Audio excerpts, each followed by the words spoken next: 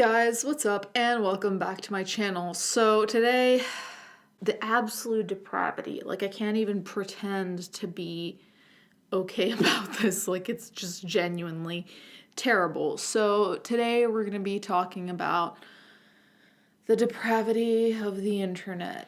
And honestly, I just want to say, if you want the full thing, the video we're going to be talking about, because I'm going to be discussing a video, is 30 something minutes long. I would suggest putting it on 2x speed because the speech is very slow. Regardless, we're going to be talking about the zoophiles yet again, because apparently this is a hell I cannot escape and neither can you. Aren't you happy that you're following me? Anyway, so basically I got more than a few messages alerting me about a certain creator on YouTube, and I was like, it surely cannot be as bad as I think it's going to be. Lo and behold, it is so much worse. Now I'm going to put certain clips of their video in this video, so trigger warning for zoophilia, animal abuse, anything along those lines you can really think of. Obviously there's no image being shown, so it's just things you're going to hear, but protect yourself. Anyway, so I watched this person's video and I was deeply alarmed because, first of all, we have the age-old argument that is the same argument that like pedos use, so I don't really understand why anyone would use that argument, but it is the boring, incorrect argument of, oh, we're like the LGBT community. Now let me be clear. Pedophiles, zoophiles, you are not, you will never be anywhere close to the LGBT community, because the LGBT community relies on what? Consent. So you cannot get consent from children, you cannot get consent from animals. So any which way where you try to justify it as similar to us, me as a bi person, no. Just, I don't suggest this often, but I would say give up, because no, you will never be anywhere near to us. And just comparing yourself to us is disgusting because we have nothing in common, and our community, the LGBT community, does not rely on abuse, which is what pedophiles and zoophiles do. So just putting that out there. You all know me as Sappho, and I wanted to make a video about coming out. Coming out with anything can be very difficult, especially if it's something that society currently views with disgust or is a bit dangerous to even come out with the way that things are right now. And it's a lot like when homosexuals were coming out in the 1960s during Stonewall and those sorts of events. And I know that 99% of my viewers, my community, you don't have anything wrong with homosexuals or gay people. You support them, you support LGBT, nothing against them. But I guarantee that many of you, even if you can't imagine it now, if you were growing up in the 1960s and were being fed all of the news and social propaganda about how gay people should stay in the closet, how it's unnatural and against nature, and all sorts of crazy shit like that, a lot of you would probably be anti-gay, anti-LGBT. And that's just how it is. And I respect you all, and frankly, this sort of thing would have leaked out eventually, especially with how cancel culture is these days and other furry drama. There would be people out there that, they want to have a gotcha moment. They want to build their fame and popularity and, expose people. So that comparison immediately had me seeing red. Haha. But that was by no means the worst. Later on in the video, this creator claims that a lot of zoophiles don't do anything with their mate, which we're gonna get into because that in and of itself creeps me the fuck out.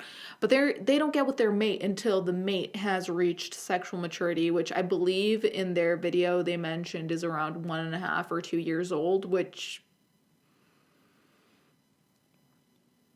what even does that mean? What does that mean? Because their sexual maturity should be of no interest to you. Their sexual maturity should only relate to them and other dogs or other cats or whatever fucking animal it is.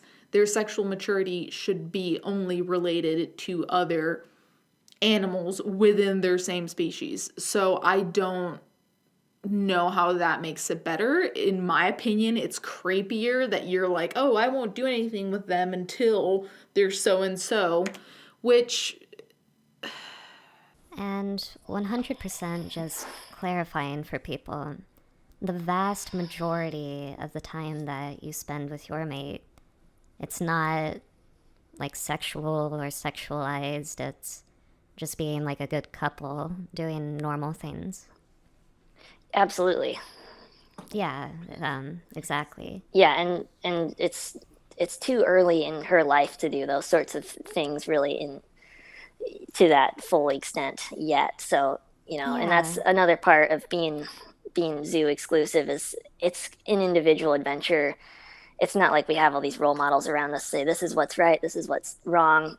There is obviously, you can tell consent yes or no if you can read basic body language, but it's still Right. an individual adventure and you get to know your partner and you get to know yourself, and I'm still learning a lot.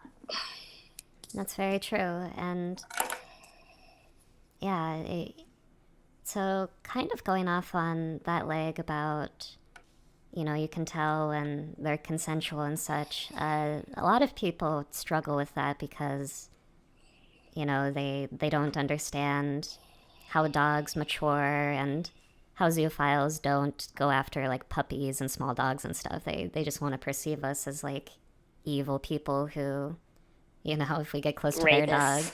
Yeah, it's like when we see your dog walking down the street, we're not thinking, oh, wow, I want to tap that. Like, that's not how it is. And Well, we can't speak for all of us. Aside from that, zoophiles also, according to this person, they were trying to distance themselves from, abusers or whatever, and they had someone on at the end of the video, which is more of a podcast style video, that pretty much claimed that anyone who knows how to read body language, and I'm paraphrasing here, anyone who knows how to read body language would know if an animal is willing to consent. And here it seems like we're talking about dogs mostly, so I'm going to say dogs. How can you tell a dog is willing to consent? I would really like to know because, in my opinion, there's no way you can know. And also, the original poster of the video was talking about their own attraction to German Shepherds. And during the podcast part of it, they have a picture of German Shepherds. Now, that personally made me sick because I don't want to know. Well, I don't want to know any of this, really. I think therapy is necessary, really. And there's no shame in therapy. But I do think therapy is needed. And I just don't understand how these particular zoophiles are differentiating themselves from the abusive, weirdo, whatever zoophiles. And it's like, you're all the same group. You're all a group of people who think it's okay to engage in sexual behavior with animals. And if you can say that animals can consent or you can tell, no. It's the same thing with babies, and it's the same argument pedophiles use, and even in the video that's mentioned. And I'm like, why do you think that is mentioned? Because babies, children, animals cannot consent to your weird ass shit. I want to mention something real quick about mates. At first I was like, oh, so they met someone. That's nice, whatever, who cares? I have really bad news for you. Mates are not people. to really curb those perceptions, You see your mate as like the love of your life, yeah. And what do you both do together for like fun and play and like what's that like? How does that work? Well, I basically spending time with her is my number one priority. And I wish I could, if I could, I would just spend 100% of my time with her. I'd never work because it's just so much fun. And so I take pleasure in simple things, a walk in the woods. I could do that all day. I love it. And she enjoys those things as well. These supposed mates they're mentioning are dogs.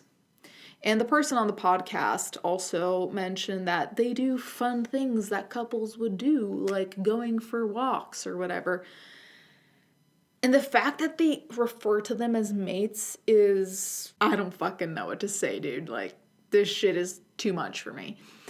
And I think the worst part and the final part that I'm going to end this on is that, if I recall correctly, in the video, which I'll link so you can watch for yourself, make up your own opinions, the original poster mentioned about how it's cancelable and so on and so forth. And of all the things in the world, aside from pedophilia, I don't know what is more easily obvious as immoral, as incorrect, as fucked up as abusing animals, even if they consent, quote unquote.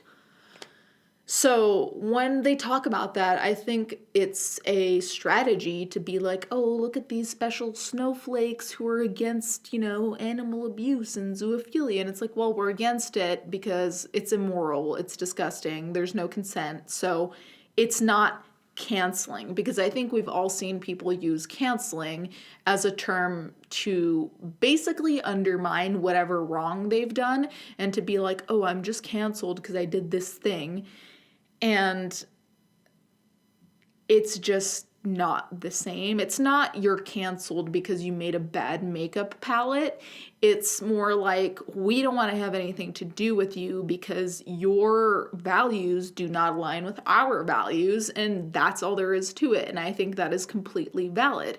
And there's also the fact that you, as an individual who are watching this, can decide who you support and do not support. So if a bunch of us decide this is not something I can support, that is valid because it has to align with your morals, your values, your integrity. And that's all there is to it. Anyway, you guys can let me know what you think in the comments down below.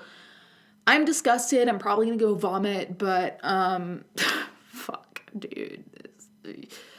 Anyway, let me know what you think in the comments down below. Thank you guys so much for watching. Thank you to my patrons as always, and I'll catch you guys next time.